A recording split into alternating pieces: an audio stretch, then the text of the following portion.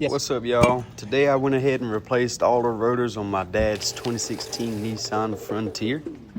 He did swap the pads, but he noticed the rotors were in pretty bad shape.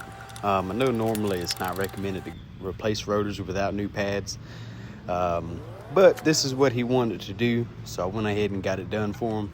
Those caliper bolts were on there. I don't think they've ever been removed, and they gave me a lot of trouble.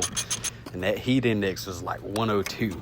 That NC heat is crazy right now, but we made it happen. If you're into DIY car work, culture, crafting, or just trying to watch somebody build from the ground up, go ahead and give me a follow for the journey.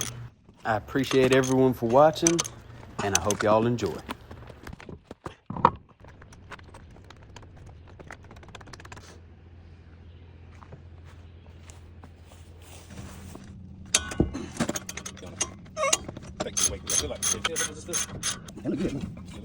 Explain to you the other day.